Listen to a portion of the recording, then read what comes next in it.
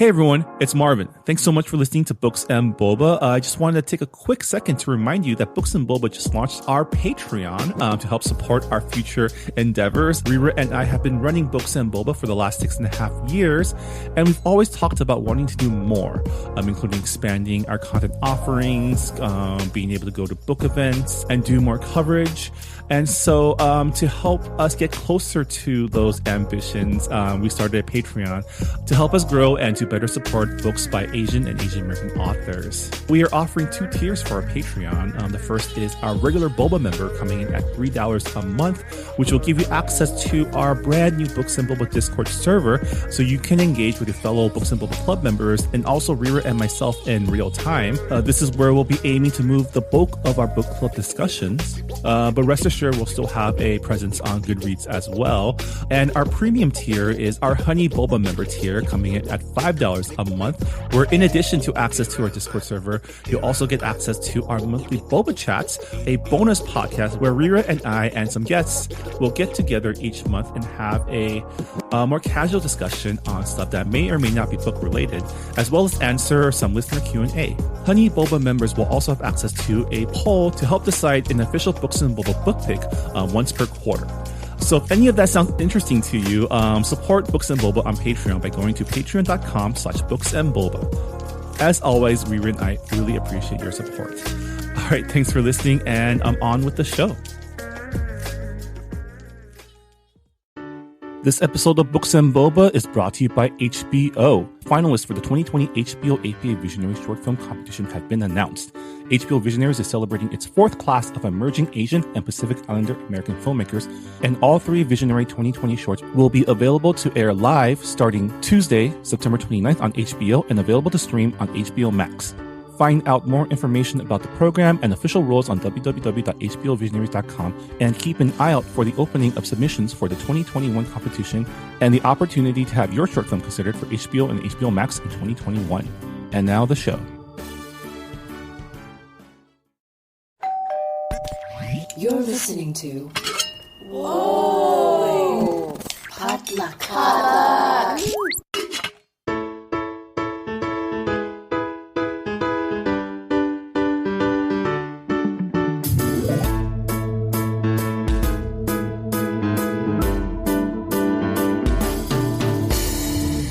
Hey, welcome to Books and Boba, a book club and podcast featuring books by Asian and Asian American authors. I'm Marvin Yue. And I'm Rira Yu. And we're here today with our mid-month episode for October 2020. It's spooky 2020 month. is almost over.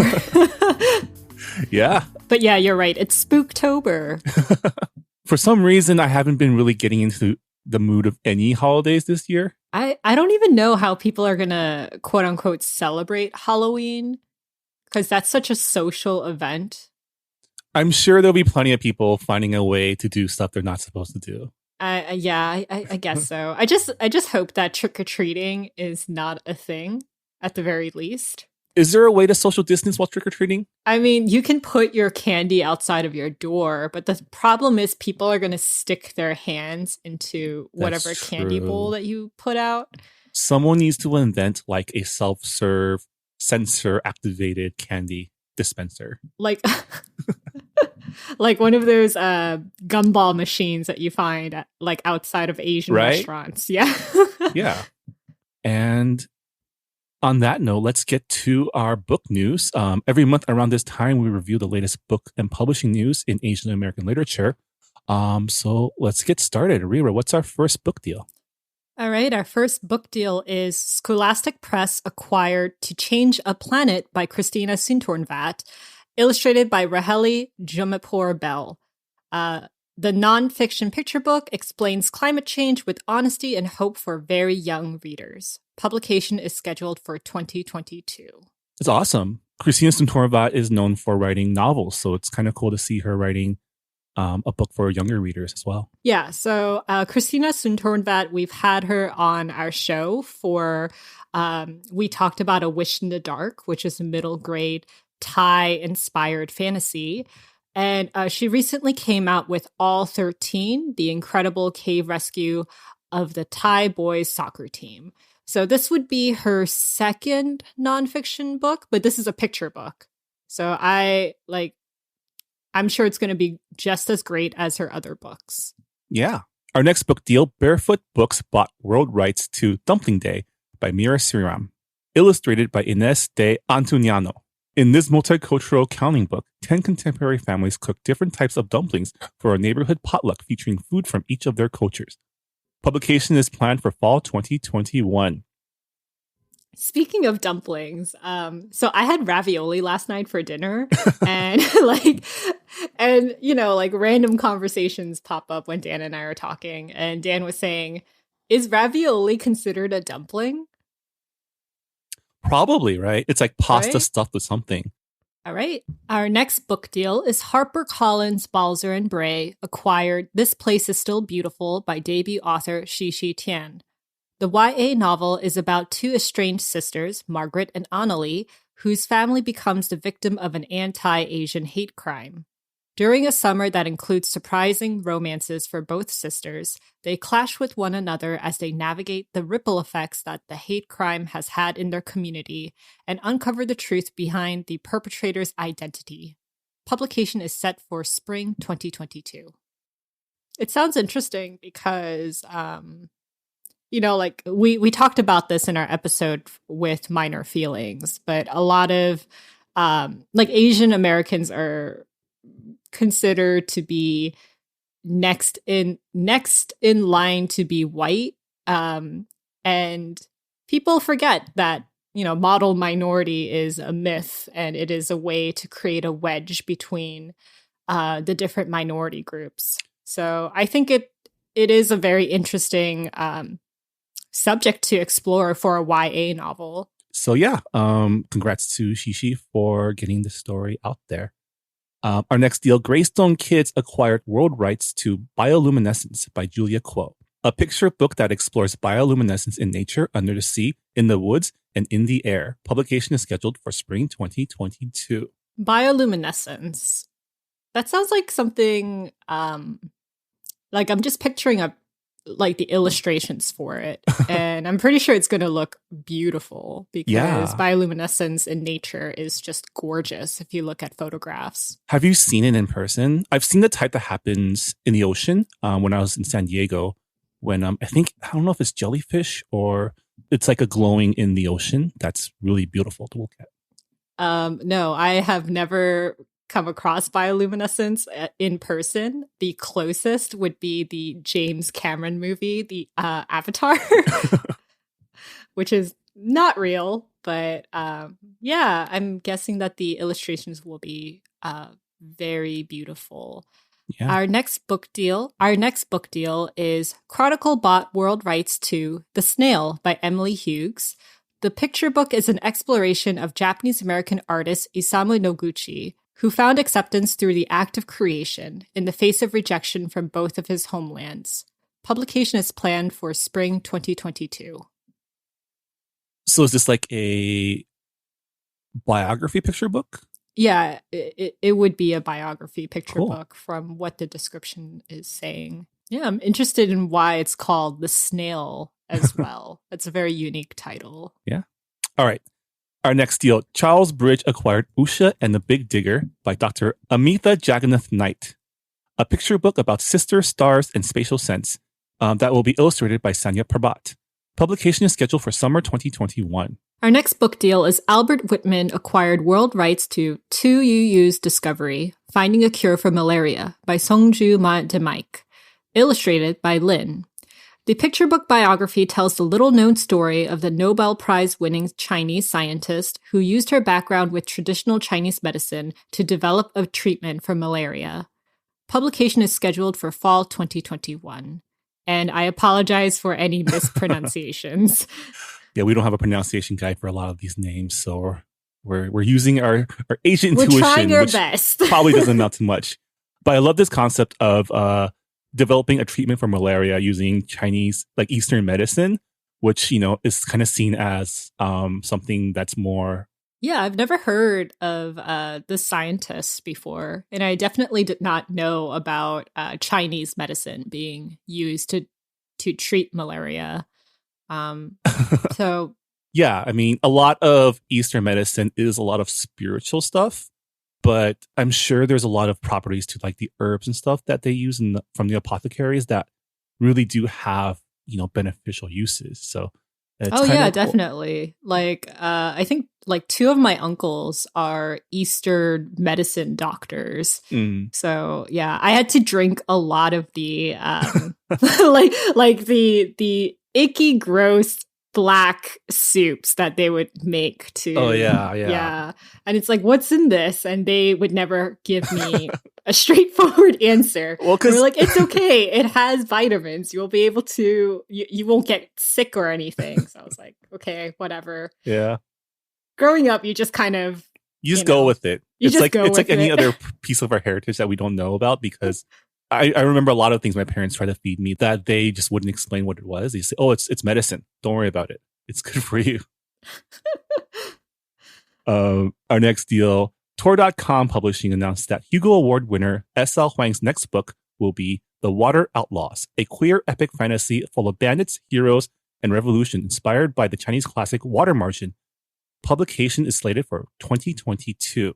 Yeah, so S.L. Huang is the author of Zero Sum Game, which is a previous book club pick. Yeah. Yeah, fantasy. That is This a pivot. Yeah, but it's really interesting. So the Water Margin story is a classic folk tale that's been adapted several times by a lot of different cultures. It's a story about a band of outlaws that band together to like defend the frontier against foreign invaders. The key part of the story is it's 108 outlaws. So instead of 7 samurai, it's like 108 warriors. It's been adapted to a lot of different types of media. Most notably, the Suikoden series of video games is based on the Water Margin legend. Oh, interesting. Yeah. Well, I don't think there will be a cast of like over 100 bandits and heroes in S.L. Huang's next book. I mean, if she's adapting the story, then there's going to be 108. I wonder, just like juggling that many characters sounds like a nightmare. But S.L. Huang is a very talented writer, so I'm sure that if she does put in that many characters, she'll be able to knock it out of the park. Yeah. Our next book deal is Tor Books preempted world English rights to a science fiction trilogy by Neon Yang, a Nebula, Hugo, and Lambda literary nominee who lives in Singapore. A retelling of Joan of Arc's story with a space opera giant robot twist, The Null Void Chronicles is about the nature of truth, the power of belief, and the interplay of both in the stories we tell ourselves. The first book in the trilogy, The Genesis of Misery, is set for 2022. So Neon Yang is the author of the Black Tides of Heaven novella. And I think that was the novella that won the Lambda Literary Award, as well as the Hugo Award. So very, very exciting. Yeah. I'm excited to see what this we've been reading a lot of books that have been like retellings of classic stories. Like recently we read the arc for These Violent Delights, which is a retelling of the Romeo and Juliet legend. We have an interview with the author Chloe Gong later next month. I'm interested to see what Space Joan of Arc will be like. Although I'm guessing it'll end darkly because that's how the story ends. I'm interested in the giant robot twist. Our next book deal, Scholastic acquired Katie Zhao's middle grade novel, Last Gamer Standing. Set in a near future society in which a Chinese American girl competes in a VR battle royale while taking on the sexism and misogyny in the online gaming world. Publication is scheduled for fall 2021. I didn't realize Katie was doing another middle grade novel. We talked to Katie Zhao like a few days ago. There was no mention of it, but I guess it wasn't announced until after we talked with her. Yeah. This sounds like my jam. I love books that have female gamers. VR Battle Royale. That kind of reminds me of Warcross by Marie Lu. Yeah. Which I also really liked. So I feel like I would really be into this type of story. Yeah. I mean, badass gamer girls taking on the patriarchy is a whole mood. I'm excited to learn more about this project as it comes along. Congrats to Katie for yet another book deal. She's like on a roll. Next up, Abrams acquired U.S. rights to debut author Maisie Chan's Danny Chung Sums It Up, which is about an artistic 11-year-old named Danny whose life is turned upside down when he is forced to share his room with his former maths champion grandmother, who shows up from China. Publication is scheduled for spring 2021. A former maths champion grandma. Sounds like a really cool grandma. Yeah. I mean, 11-year-old protagonist. So I'm guessing this will be a middle grade novel, probably. Yeah, probably. Yeah. I'm sure there will be a ton of heartwarming and tear-jerking scenes because it's an intergenerational story.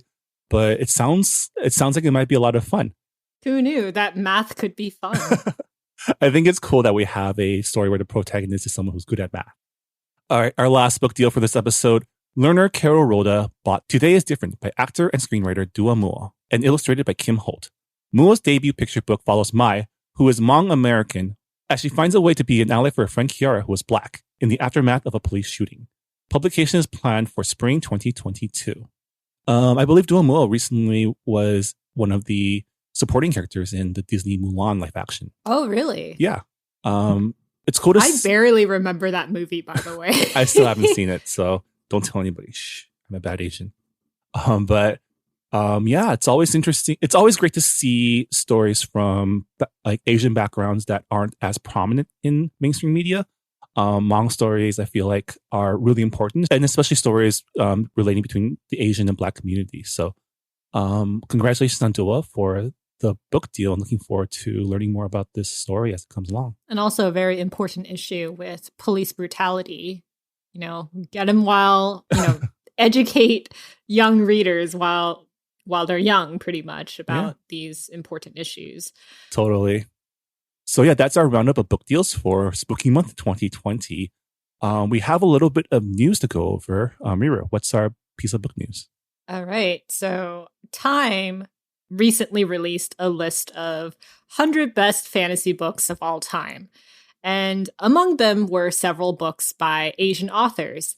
And some of them are very familiar to us because we've featured them on our show or interviewed the author. And I guess we'll list some of them because we've read some of them and really like them. Yeah, featured on the list is R.F. Kuang's The Poppy War and Dragon Republic. With The Burning God, actually, the third book of the series is coming out next month. I actually got my hands on the arc, so I'm really interested in digging into into the conclusion of that story. And then we have Fonda Lee's Jade City, also a book that we read, not for a book club, but for our author interview with Fonda Lee. Yeah, the sequel Jade War is already out, and the third book, Jade Legacy, is coming out next year that I'm super excited about. Oh, and a show is coming up too. Oh, yeah. It's being adapted for NBC's Peacock. Yeah, I guess I have to get Peacock now. You got me, NBC. Free trial, use that to your advantage. Ken Liu's Grace of Kings, which was one of our former book club picks, and its sequel Wall of Storms is on the list. I haven't seen any movement on the third book of the series yet, so I don't know. I guess Ken's pulling a George R.R. Martin and taking a sweet time getting there, but hey, don't say that. George R.R. Martin has taken like decades to finish in an effort to finish his series. I mean, I think the first book came out in the 80s. Really? I'm not sure, but it came out a long time ago. Well, just saying, Ken, waiting for that third book. I mean, his books are really thick. Like Grace of Kings was like 500 pages. Wall of Storms is longer too. I still haven't read The Wall of Storms. I'll let you borrow my copy if you want. Oh, wow. That's really passive aggressive, Martin. Well, I mean, I'll let you borrow my copy of Grace of Kings the first time around. So that just is saying, true. if you ever have like 10 hours to read through that, like the book. It was really dense, Grace of Kings. Yeah. Was The Wall of Storms the same way as well? It is, but it's also like it's the sequel, but it also like ratchets up the tension, and I think you'd like it better because the female characters are a lot more developed in the second book. Oh, that's right. I did complain about that in the first book. Yeah. There's a lot more court intrigue, and then there's a foreign invasion, so a lot of interesting things happening. Neon Gang's The Black Tides of Heaven is also featured on this list, which we also mentioned earlier on this episode, as well as Jin Young's A Hero Born, which is, I believe, the first book of the Condor Hero series, which is a classic Chinese wuxia tale. Interesting. And we have Grace Lin's Where the Mountain Meets the Moon, which is a classic. I've seen it displayed at bookstores, like in the fantasy section pretty often. So yeah, a very well-known book. And we also have Susan E's Angel Fall, which is also pretty well known in the YA paranormal circles. Yeah. Like I remember it got like a lot of buzz when it came out. I think it's a trilogy. So I'm really surprised that it's on here because it's like an urban dystopian fantasy novel. I mean, that still counts as fantasy, doesn't it? I know. But like looking at the other lists, which is like more high fantasy, I am surprised and impressed. Yeah. Sabaa Tahir's An Ember in the Ashes is on the list, which is a book that I've seen on like end caps in bookstores everywhere. So I've always been interested in checking that one out. I think I have it on my Kindle, but like a lot of Kindle books, I buy it and then forget about it. And then I eventually read it like 2 years later. Yeah. Also on the list is Kazuo Ishiguro's The Buried Giant, which is that the latest book from Kazuo? It came out in 2015. Okay. So fairly recent. Yeah. I think according to Wikipedia, it's the last novel that he published. His next one being Clara and the Sun, which is coming out next year. I remember Never Let Me Go won did it win the Nobel Peace Prize or?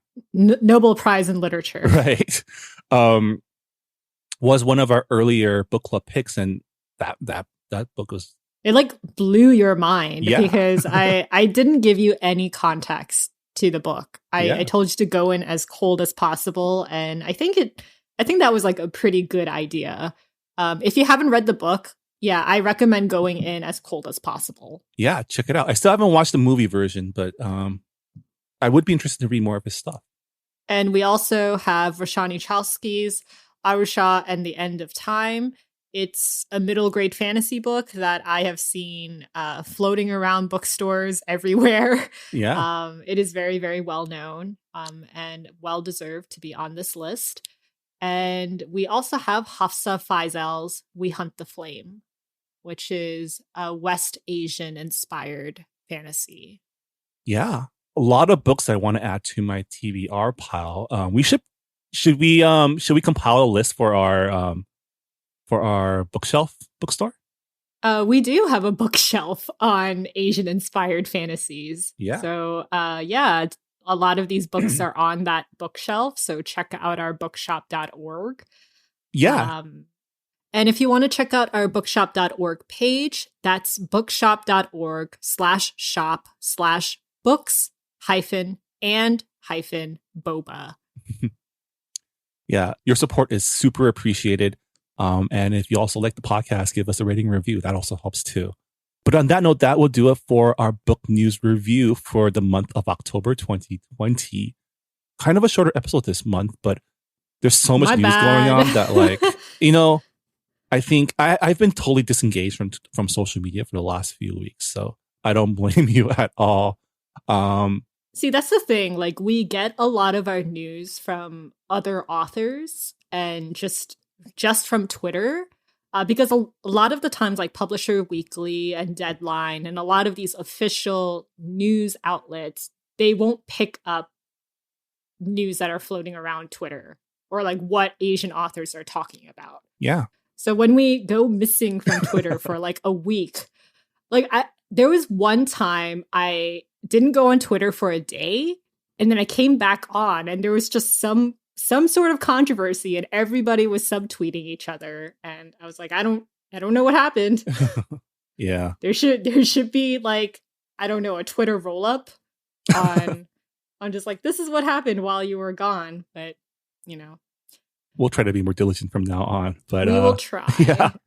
But also it helps if you guys like tell us any news that we missed? Like if you can share some on our Goodreads forums or tweet us. We have a subtopic called News Desk that we do check from time to time. If there's any news that you'd like us to cover, feel free to post on that thread because we do check our Goodreads. And we do appreciate every time someone posts on there to discuss something. Also, let us know what you're reading because I love seeing, because we have a subtopic as well for what our book club members are reading.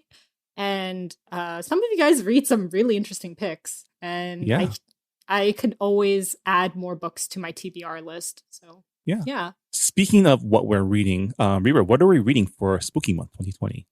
We are reading Confessions by Kanae Minato. It is a Japanese crime/horror novel. Perfect for the month of October.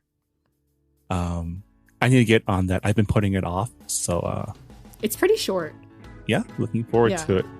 And with that, that'll do it for this episode of Books and Boba. Rira, thank you so much again for compiling all the news for our episode. Yay, all the news. We'll see y'all next time. Thanks for listening, everyone. All right, bye. Thanks for listening to Books and Boba. This podcast was hosted by Marvin Yue and Rira Yu and edited and produced by Marvin Yue. Follow the book club on Twitter and Instagram by going to @BooksandBoba and engage with us on Goodreads on our Goodreads group. You can also check out past episodes of the podcast by going to booksandboba.com and by subscribing to us on your favorite podcast app. Books and Boba is a proud member of the Potluck Podcast Collective, a collective of Asian American hosted podcasts featuring unique voices and stories from the Asian diaspora. Learn more about the collective and check out our fellow Potluck shows by visiting the website podcastpotluck.com. Thanks for listening.